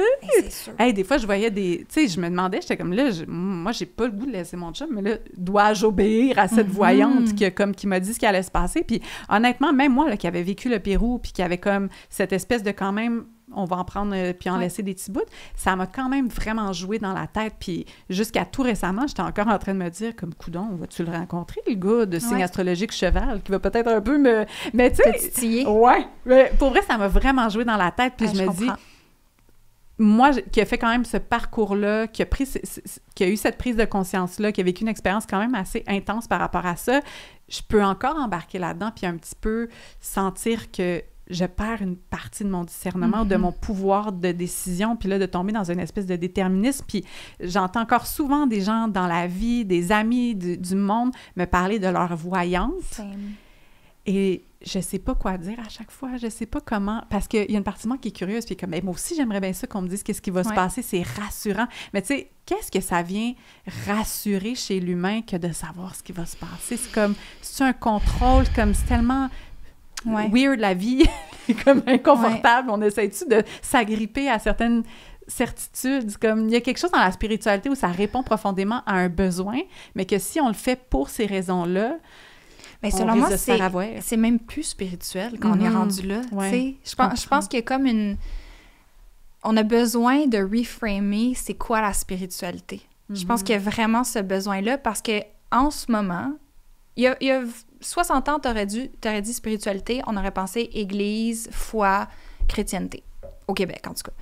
Aujourd'hui, tu dis spiritualité, tu penses à des pierres précieuses, puis à du yoga, puis à, je sais pas, name it, là, les pratiques qu'on a un peu wou-wou, tu sais, mais très New Age. Puis je pense que de plus en plus, ma vision, en tout cas, de la spiritualité, puis celle de beaucoup, tend à aller vers de quoi de tellement plus ordinaire, tu sais, plus dans le sens des choses, puis pas vers des pratiques performatives, tu sais, comme l'exemple du nettoyage de ruelles que je donnais, tu sais, c'est comme, en fait, la spiritualité, c'est, tu sais, c'est quoi? Alors que ça fait, je sais pas combien de temps je suis dans ce milieu-là, puis encore aujourd'hui, je me demande c'est quoi la définition de la spiritualité, je suis même pas sûre. C'est quoi pour toi, mettons, je te demande aujourd'hui, là, quitte à ce que ça change demain, puis tout ça, là, mettons, je te capte, là, c'est un Polaroid de Vanessa DL, là, aujourd'hui. C'est quoi la spiritualité? Ah, c'est tough, là, c'est comme... Avant, j'aurais dit simplement, c'est la quête de sens. Ouais. Puis on dirait que c'est vide quand je dis ça. Tu sais, je suis genre... comme, on va mettre quelques mots ensemble, là, puis et voilà. Ou genre, c'est très théorique. Ouais. Mais on dirait que, mettons, plus de manière ressentie... Pour moi, c'est comme la connexion à la petite flamme intérieure qui te donne l'élan de vivre, genre. C'est comme d'être vraiment dans ton essence. Comme en anglais, on dit « spirit », puis je sais pas comment le traduire en français, mais c'est comme... C'est cette connexion-là avec ta fibre de vie qui te fait sentir que t'es porté par quelque chose, tu sais. Puis je pense qu'on a dénaturé ce que c'est, puis on l'a mis dans des pratiques très dogmatiques ou très organisées, comme religieuses, donc. Là. Mais je pense qu'à la base, c'est quelque chose de tellement personnel puis de tellement ordinaire. Tu sais, c'est comme faire un repas pour ta famille le soir, c'est profondément spirituel, tu sais. Fait que je pense que c'est ça, il y a vraiment lieu de recadrer ce que ça veut dire, puis comment on le vit, puis d'arrêter d'essayer de vouloir le performer, puis de trouver ce que ça veut dire pour soi, tu sais, puis de se questionner au quotidien de, OK, dans ma journée aujourd'hui, qu'est-ce qui me fait connecter à ma spiritualité, tu sais? Ça a été quelle action? Est-ce que c'est une conversation que j'ai eue avec une amie que je me suis sentie full présente, full là? Est-ce que c'est quand j'ai tenu les cheveux de mon enfant qui avait la gastro pendant qu'elle vomissait, puis que j'ai flatté le dos, puis que j'étais vraiment en service à cette petite tête-là pendant une couple d'heures, sûrement, là. Pas d'enfant, je sais pas comment ça dure. Mais tu sais, c'est ça. Reframer ce que ça veut dire, je pense que c'est full important. Ouais. Merci de le nommer parce que moi aussi, je sens de plus en plus, justement, quand on est revenu du Pérou, tu sais, j'avais full cristaux dans ma maison. J'avais plein d'objets qui me permettaient de m'identifier à la personne spirituelle, à cette identité-là. Puis quand je suis revenue, j'ai mis ça dans une boîte, là, puis j'ai donné le 3/4. Tu sais, j'en ai gardé quelques-uns juste pour dire. Puis je ne voulais plus de ça parce que je me rendais compte que c'était cette vision-là performative, un peu encadrée. Et surtout, je commençais à avoir un profond malaise avec l'aspect de la consommation. Ça passe par des objets. Puis, tu sais, je rentre dans des boutiques ésotériques des fois, puis je regarde tout ce qu'il y a là, puis il n'y a rien que je dis « it's wrong », quoiqu'il y a des affaires un peu... Mais j'ai envie souvent de dire au monde comme « t'as besoin de dépenser aucun dollar là, pour ta spiritualité ». Puis c'est sûr que là, t'as Kim Kardashian, puis d'autres qui montent des cristaux, puis là, c'est comme... Oui, c'est ça, puis comme moi, en dessous de mon lit, j'ai un grid de cristal d'améthyste, puis là, t'es genre « shit, ça a l'air nice! » comme... Mais ça passe par la consommation souvent, puis de juste ramener à... C'est pas obligé d'avoir l'air de quelque chose, c'est pas obligé d'impliquer des achats, t'es pas obligé d'adhérer à un groupe ou à suivre une personne. Ça peut être, comme tu dis, des choses tellement simples puis tellement ramenées dans le corps, dans le quotidien. Moi aussi, je suis comme dans... On dirait qu'en ce moment, c'est genre le plus simple possible. Les gestes de tous les jours, est-ce qu'on peut les recadrer dans du sacré? Oui, exact. Genre simplement. Oui, puis tu sais, ce que tu dis par rapport à quel point on a cette idée-là que plus on a de ressources financières, plus on a accès à être une personne spirituellement évoluée, point d'interrogation, genre, c'est comme, c'est quoi, parce que j'aurais l'argent de m'acheter un plancher flottant sur cristaux d'améthyste, potentiellement que ça fait de moi une meilleure personne, c'est complètement con, là, de penser ça, tu sais, fait que c'est ça, je pense qu'on a besoin de ramener à l'essentiel de comme, c'est pas dans la consommation, il y a rien que tu peux acheter qui va t'éveiller spirituellement. Je pense que ça passe beaucoup par un processus qui est en fait fucking inconfortable. Tu sais, c'est pas genre de gambader dans des champs, la spiritualité, nécessairement. Il y a une phrase que j'aime full, attends, je l'ai dans mes petites notes, là, que pour moi, là, en ce moment, ça résume le processus spirituel beaucoup. Là, c'est une citation de Lilan Van de Waal, OK? Tu me l'enverras, je vais le mettre dans les notes de l'émission. Hey, honnêtement, j'ai même essayé de trouver c'est qui cette personne-là, puis je suis incapable de trouver c'est qui. C'est comme un prof spirituel, mais qui est trouvé nulle part, genre. En tout cas, bref. Puis en gros, si je traduis cette citation-là, c'est que le degré auquel tu peux évoluer dans la vie est directement proportionnel à la quantité de vérité que tu es capable de tolérer sur toi-même. Ouh! Ouais. C'est genre, Ouais! C'est ça. C'est ça. C'est ça. C'est tellement ça. Parce que t'as beau acheter des cristaux, faire des affaires, aller dans une retraite de féminin sacré, si t'es pas capable d'aller... te rencontrer pour de vrai, puis faire comme... Ah ouais, ce moment-là, là, j'étais fucking dans mon ego spirituel, puis je pensais que je savais mieux que tout le monde, puis j'ai essayé de me mettre dans une posture de personne qui performait quelque chose. Si t'es pas capable de voir ça sur toi, tu bloques là, tu sais. C'est un peu ça. Fait que c'est fucking inconfortable, mais c'est comme... C'est par là qu'il faut que ça passe, j'ai l'impression, puis je pense qu'on serait tellement à un autre endroit si tout le monde faisait ça, tu sais. C'est le nombre de fois que je me dis ça ces temps-ci, que je vois des gens justifier des positions par simple ego. Ben, simple ego, c'est pas si simple que ça, là, mais basé sur, comme vraiment profondément ancré dans l'ego, de justifier de « Oui, moi je pense de même, c'est mon idéologie, non, au lieu de faire comme juste comme « Hey, j'ai fait une erreur. Désolée, j'ai été vraiment impulsif. J'ai été vraiment à côté de la traque ici. » Puis je le vois en moi. Désolée, tu sais.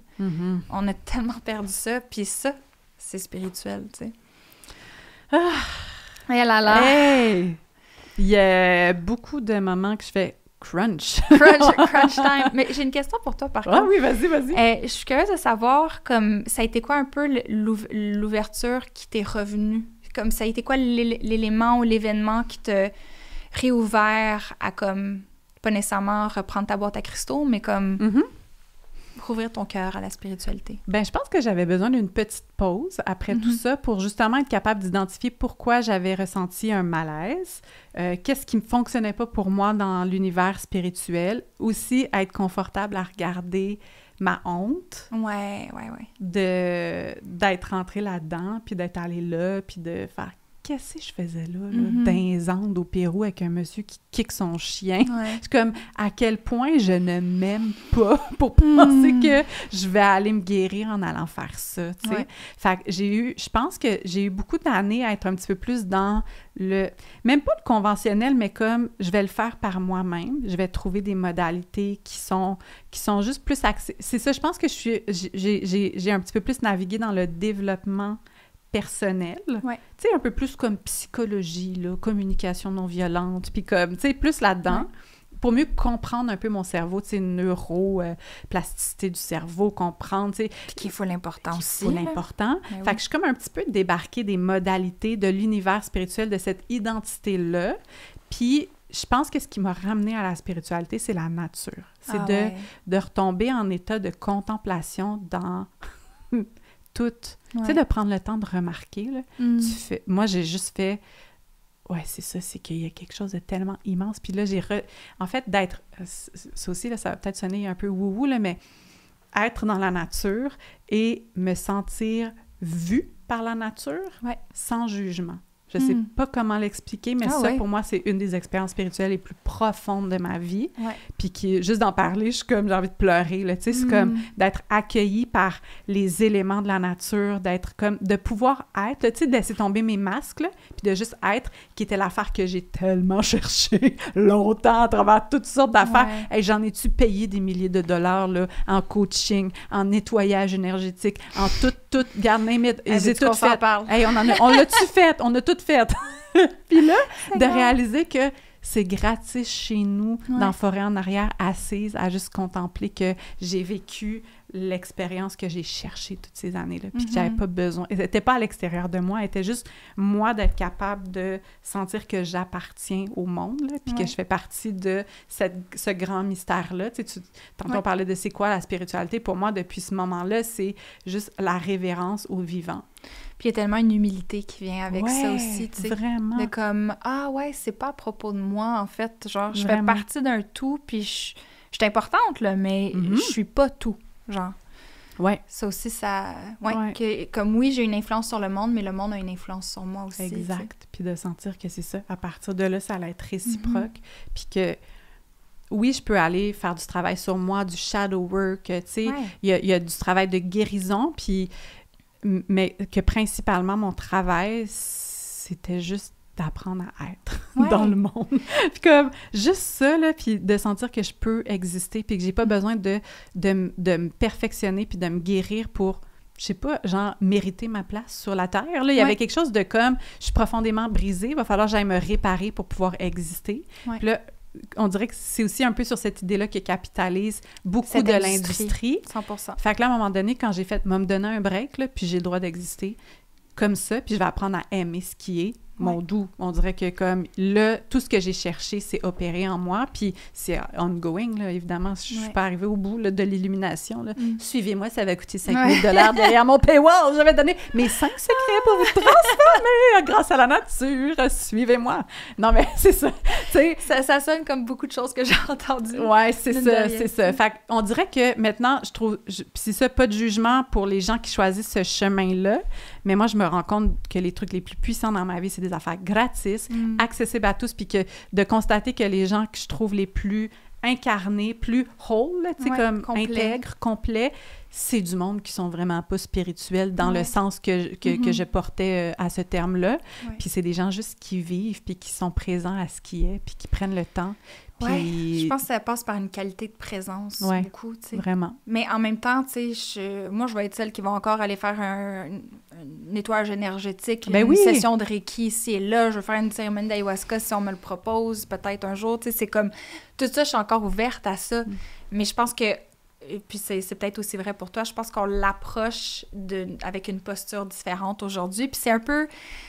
Tu sais, si, admettons, on veut commencer à rapper, là, tu sais, mettons, parce que j'ai l'impression qu'on pourrait parler crissement longtemps, mais on dirait que c'est ça que le souci que j'ai à comme passer aux gens un peu, tu sais, ou à avertir les gens, à quel point quand on rentre dans ce monde-là, on est habité d'un enchantement, de tellement d'espoir et d'ouverture, puis de faire comme, hey, ramène ça à toi, tu sais, comme assure-toi d'être dans une position où est-ce que tu es stable intérieurement parce qu'il y a des dangers, tu sais, autant au niveau de potentiel psychose spirituelle, de se faire flouer, de se faire manipuler, comme c'est tous des réels dangers, puis il faut les nommer.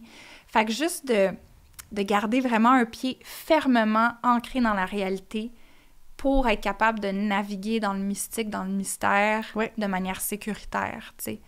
Puis j'ai beau le dire, chaque personne qui a les deux pieds dans le mystique, là, pas un dans la réalité, les deux dans le mystique, ils pensent tous qu'il y en a un en réalité. Puis j'ai fait partie de ces gens-là, définitivement. Merci de le nommer. Ah oui, je veux dire. Ouais, moi aussi, j'étais genre... On a flyé, là. Oh oui, on a fly high, là, regarde, on était sur le tapis volant, là.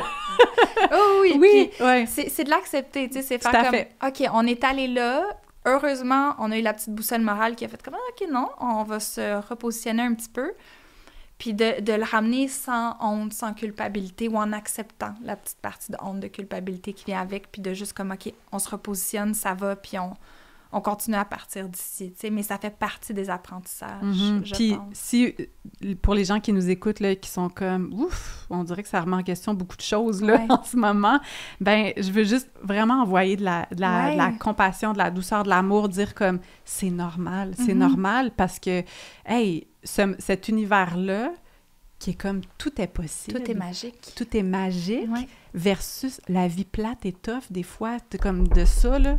C'est sûr que de s'enfuir là-dedans, là, c'est Disneyland, là, c'est très le fun. Fait que c'est normal aussi de se laisser un petit peu porter par ça, puis de vouloir y aller, puis s'y perdre un peu parce que c'est beau, parce qu'il y a tellement, tu sais, là, comme... toute notre vie, on dirait qu'on nous dit qu'il y a des limites, puis là, t'arrives dans un monde, c'est comme, il n'y a aucune limite! Tu peux faire ce que tu veux, c'est infini! Ressources infinies! C'est sûr, il y a des beaux termes magiques qui nous donnent le goût là, d'adhérer à ça, fait que c'est vraiment normal. Puis c'est ça, je voulais juste le dire comme...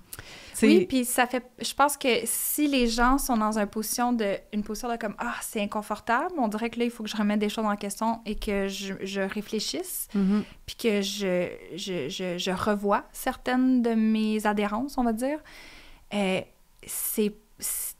You're in the work, tu sais, tu fais le travail, c'est bon, là, c'est là que c'est juicy, puis c'est là que c'est tellement une belle porte pour revenir à ton agentivité, pour retrouver ton intuition, pour te reconnecter à toi-même, ça part de là, tu sais, fait que voilà comme une bonne porte à ouvrir puis à rentrer dedans. C'est pas une erreur, ce qui s'est passé, là. Au contraire, c'est comme un apprentissage, là, en ce moment. Ouais, puis ça va t'amener à quelque part de vraiment hot, là. Vraiment, miam. Hey, je suis tellement contente d'avoir réouvert ce chapitre-là avec toi. D'être allée dans des trucs inconfortables, puis en même temps en rire aussi, parce que l'eau a coulé sous les ponts, puis comme il s'est passé des choses depuis. Mais on dirait que ça donne sens à cette expérience-là pour moi, de le regarder, puis d'en parler comme ça avec toi. Cette petite boîte-là. Mais ça! Là, on va la refermer puis la remettre sur la tablette. Oui, c'est ça, c'est fini. Dans la boîte des souvenirs. Prochaine étape. Merci énormément, Vanessa. Merci à toi. Pour les gens qui veulent te suivre, bien évidemment, on l'a nommé plus tôt, mais il y a ton Instagram, Vanessa DL, ton site aussi, vanessadl.com. C'est exactement ça. Tu as 2 formations Zodiac avec Geneviève Boulet. Oui, t'es bonne. Oui, j'ai tout fait ton travail. J'ai fait mon travail de recherche. Et il y a évidemment ton livre qui est disponible dans toutes les librairies en ligne et tout ça, L'art du tarot. Lire les cartes pour prendre soin de soi. Et voilà! Merci, Vanessa. Merci.